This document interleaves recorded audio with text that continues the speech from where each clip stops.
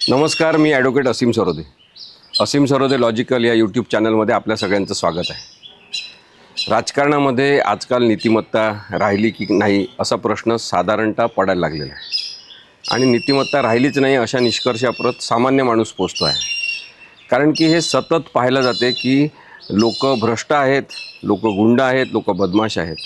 24 तासच राजकारण करणं हा त्यांचा जणू धर्म झालेला आहे.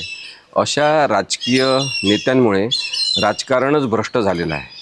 या पार्श्वभूमीवर राजकारणात नीतिमत्ता राहिली का असा प्रश्न सामान्य माणसांना पडतो.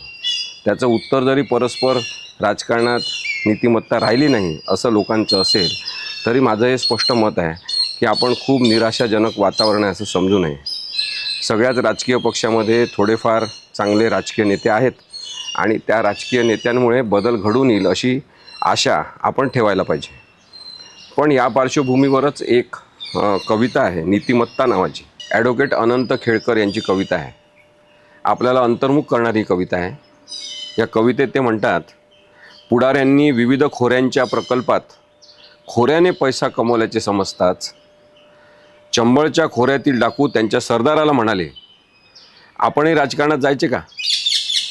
त्यावर सरदार म्हणाला, आजवर भलेही आपण काही इतरांना लुटणाऱ्या सावकारांना लुटले, पण देशाला लुटण्या इतपत आपली नीतिमत्ता अजून रसातळाला गेलेली नाही. आपण हे समजून घेतलं पाहिजे की डाकूसुद्धा नीतिमत्ता बाळगतात, बदमाश लोकंसुद्धा त्यांचे काही कायदे कानून पाळतात असं कवीला याच्यातून सांगायचं आहे.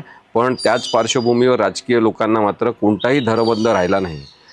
साम दाम दंड भेद या नीतीच्या आधारे किंवा अनितीच्या आधारे निवडणुका जिंकायच्याच आणि निवडणुका जिंकणं म्हणजेच यशस्वी होणं असेल तर आपण लोकशाही टिकणार का याचा विचार केला पाहिजे.